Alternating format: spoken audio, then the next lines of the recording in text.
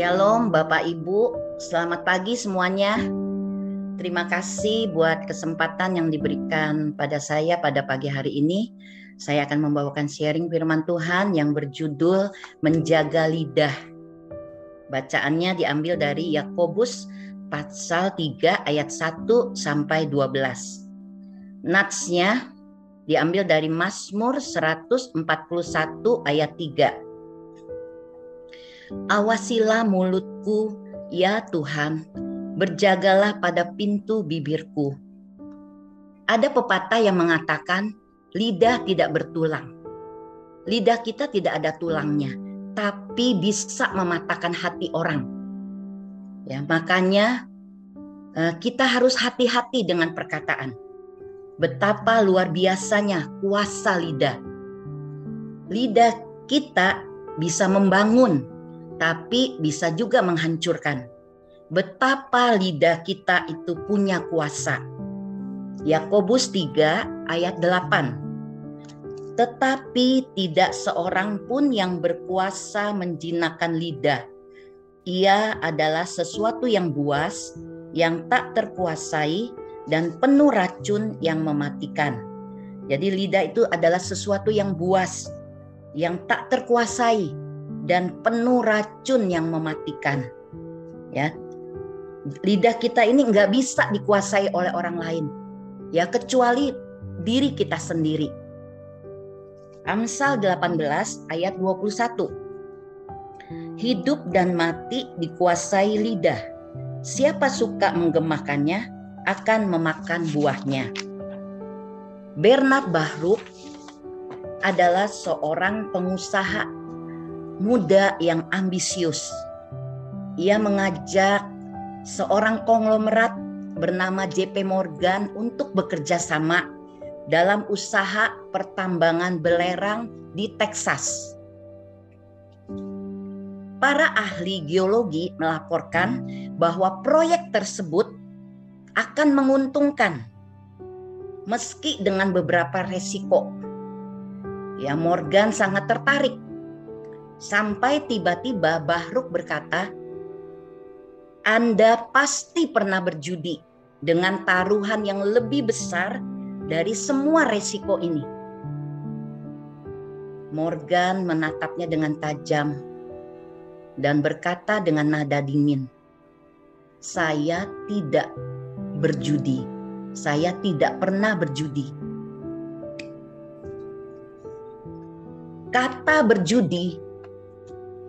Kata berjudi itu telah menggagalkan perjanjian kerjasama tersebut. Ya, Morgan beranggapan bahwa menanam modal merupakan hal yang terhormat, sedangkan berjudi adalah dosa. Jika satu kata yang terucap spontan dapat menimbulkan kerugian miliaran rupiah, kata-kata semacam itu dapat menghancurkan reputasi seseorang dan merusak hubungan yang paling dekat sekalipun.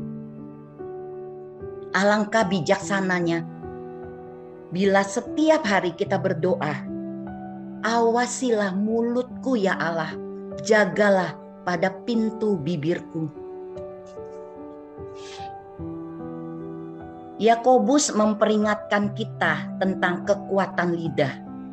Ia mengatakan bahwa lebih mudah mengekang seekor kuda, mengendalikan sebuah kapal yang besar, dan menjinakkan segala jenis binatang seperti burung, binatang melata, dan binatang-binatang laut, daripada mengendalikan lidah.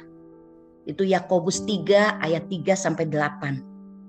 Kalau kita menjaga lidah kita, kita akan menuai yang baik. Apa yang perlu kita lakukan agar kata-kata kita jadi berkat? Saya akan bagikan 3 hal. Yang pertama, minta hikmat sama Tuhan. Yakobus 1 ayat 19. Setiap orang hendaklah cepat mendengar, tetapi lambat untuk berkata-kata. Salah satu bentuk nyata dari menjaga lidah adalah belajar mendengarkan orang lain. Seringkali kita salah berkata-kata. Karena kita belum mendengar dengan baik, kita seringkali sok tahu. Kita langsung menjawab. Ya, nasihat firman Tuhan di dalam Amsal 10 ayat 19. Di dalam banyak bicara pasti ada pelanggaran. Tetapi siapa yang menahan bibirnya berakal budi. Ingat baik-baik. Sebelum bicara, pikir dulu. Jadi sebelum ngomong, pikir dulu. Apakah benar? Apakah ngomongan kita ini berguna? Perlu gak diucapin? Perlu gak sih diomongin? Apakah perkataan kita baik diucapkan? Berbicara tanpa berpikir bagaikan menembak tanpa sasaran. Saya ulangi, berbicara tanpa berpikir bagaikan menembak tanpa sasaran. Yang kedua, ya, bagaimana ya agar kata-kata kita bisa jadi berkat. Yang kedua, miliki hubungan yang intim dengan Tuhan. Biarlah kita minta Roh Kudus menguasai hati kita, lidah kita, supaya jangan berbuat dosa dengan perkataan kita. Ya, 2 hari yang lalu Adin membawakan firman Tuhan, jangan lepas. Dan kemarin Pak Suwito, jangan lelah. Biarlah kita sebagai anak-anak Tuhan jangan melepaskan kepercayaan kita kepada Tuhan. Jangan lelah. Biar kita terus hidup di dalam takut akan Tuhan. Hidup menempel, melekat sama Tuhan. Ya, menaruh keyakinan kita kepada Tuhan. Karena kekuatan kita hanya datangnya dari Tuhan. Amsal 12 ayat 18. Ada orang yang lancang mulutnya seperti tikaman pedang, tetapi lidah orang bijak mendatangkan kesembuhan. Pernah gak Bapak Ibu bertemu dengan orang-orang yang kalau dia ngomong tuh rasanya pedas, tajam, perkataannya tuh menusuk. Saya pernah ya waktu saya masih bekerja ya di sekolah, masih mengajar. Walaupun kita guru pendidik, tapi ada beberapa teman yang kalau ngomong tuh kata-katanya tajam, pedas. Ya, apa yang keluar dari mulut kita itu yang berasal dari hati kita. Ya, biar kita minta kuasa Roh Kudus yang menguasai seluruh hati kita, seluruh pikiran kita. Ya, biar kita kata-kata kita, kata-kata yang jadi berkat, kata-kata yang memberi semangat, ya, kata-kata yang positif, menghibur, menguatkan, bahkan mendatangkan kesembuhan. Yang ketiga, ya, apa yang kita perlu lakukan agar kata-kata kita boleh menjadi berkat? Yang ketiga, perkataan iman. Setiap yang mau mencintai hidup, artinya pengen hidup bahagia, hidup baik, hidup indah di bumi ini. Biarlah kita boleh selalu menjaga lidah kita. Ya, syaratnya menjaga lidah dari yang jahat dan bibir kita dari ucapan yang menipu. Hati-hati mengeluarkan perkataan. Perkataan kita adalah doa. Berkat atau kutuk yang keluar dari mulut kita. Yakobus 3 ayat 9 sampai 10. Dengan lidah kita memuji Tuhan Bapa kita. Dengan lidah kita mengutuk manusia yang diciptakan menurut rupa Allah. Ayat ke-10, dari mulut yang satu keluar berkat atau kutuk. Hal ini saudara-saudara tidak boleh terjadi. Tidak boleh demikian terjadi. Tahukah Bapak Ibu bahwa ada orang-orang yang perkataannya menyenangkan, pasti membuat orang-orang di sekitarnya itu merasa bahagia. Ya, pernah gak kita duduk dengan orang-orang yang demikian? Ketika setelah kita ngobrol sama dia, kita rasanya senang gitu, rasanya sukacita, semangat gitu, pikiran kita dibukakan, ya kita punya hati yang roh yang berkobar-kobar. Ya, Amsal 16 ayat 24 mengatakan, perkataan yang menyenangkan adalah seperti sarang madu, manis bagi hati dan obat bagi tulang-tulang.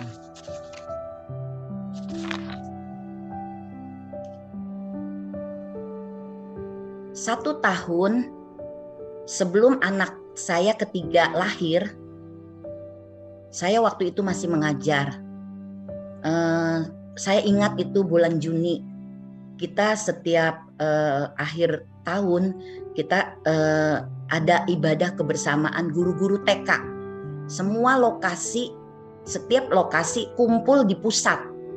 Jadi kita adakan doa kebersamaan, pengucapan syukur di sekolah ya. Waktu itu saya ingat selesai ibadah, kita dibagikan secari kertas, ada doa tantangan. Apa yang kita doakan, apa yang kita harapkan untuk 1 tahun ke depan. Waktu itu saya berpikir apa yang akan saya tulis ya di dalam kertas ini. Lalu tiba-tiba terbesit di dalam hati saya. Saya tulis, saya berkata di dalam hati, saya pingin punya anak laki-laki. Lalu saya tulis di kertas itu, saya pingin punya anak laki-laki. Dan di sebelah kanan saya, guru agama satu lokasi dengan saya. Dan dia mengintip, dia bilang, apa yang kamu tulis? Saya bilang, saya mengatakan dengan perkataan iman ya. Saya bilang, saya pingin punya anak laki-laki. Dan saya tanya, kamu apa? Dia bilang, saya ingin menikah. Saya bilang, jadilah menurut apa yang kamu katakan. Sudah selesai dan kita berdoa bersama-sama. Dan 1 tahun kemudian saya hamil. Saya juga nggak ingat apa yang saya doakan waktu setahun yang lalu. Saya hamil dan ketika bulan keempat, almarhum suami saya itu begitu yakin. Dia bilang, anak kita laki-laki gitu. Kalau setiap orang tanya, Pak anaknya apa? Laki-laki. Dia menjawabnya dengan mantap ya. Jadi waktu dulu zamannya dulu ya 23 tahun yang lalu, dulu waktu di USG tuh ketika kehamilan 7 bulan baru di USG. Berbeda dengan zaman sekarang, 3-4 bulan sudah mengetahui jenis kelamin babynya. Tapi dulu tuh 7 bulan. Nah, kehamilan 7 bulan ketika saya di USG, dokter memberikan selamat kepada kami. Selamat ya Pak, Ibu, bawa bayi kalian bawa bayi yang ada di dalam rahimnya adalah laki-laki. Saya itu sangat bersukacita. Suami saya juga bersukacita, kita sangat bergembira. Dan ketika pulang saya baru ingat. Saya bilang, oh tahun lalu saya berdoa. Saya bilang pingin punya anak laki-laki. Wah terima kasih Tuhan buat doa, buat harapan saya, buat doa-doa yang saya naikkan. Terima kasih Tuhan, saya begitu sukacita. Dan benar 9 bulan saya melahirkan bayi laki-laki. Ya, kata-kata kita punya kuasa. Ada kekuatan yang begitu besar. Kalau kita ingin menjadi seperti seorang yang beriman, kalau kita ingin menjadi seorang yang beriman, kita harus mengubah cara kita berbicara. Terkadang berbicara dengan iman kelihatan seperti sangat konyol, sombong, dan tidak sesuai dengan kenyataan bagi mereka yang tidak percaya dan tidak mengerti tentang iman. Contoh Abraham, bapak segala bangsa. Ketika Abraham berumur 99 tahun, dia tidak memiliki anak. Tetapi ketika usia 100 tahun, Abraham diberi anak. Bagi Tuhan tidak ada yang mustahil. Ya, biar kita percaya sama Tuhan. Ya, hari ini kita bisa melakukan satu hal untuk mendorong suatu perubahan dalam kehidupan seseorang dengan kata-kata kita. Ya, biarlah kita mau perkatakan kepada suami, kepada istri, kepada anak, ya, kepada orang tua, kata-kata yang membangun, kata-kata yang memberkati, ya, kata-kata yang positif, ya, kata-kata yang terus kata-kata perkatakan iman kepada mereka. Kamu anak yang hebat, kamu diberkati Tuhan. Ya, persiapkan kata-kata yang ingin kita ucapkan. Ya, perkatakan di dalam iman. Maka kita akan melihat Tuhan bekerja. Amin. Ya, biarlah kita pada pagi hari ini kita boleh menjaga lidah kita. Kita berkata, kita berdoa, awasilah mulutku ya Tuhan, jagalah pada pintu bibirku.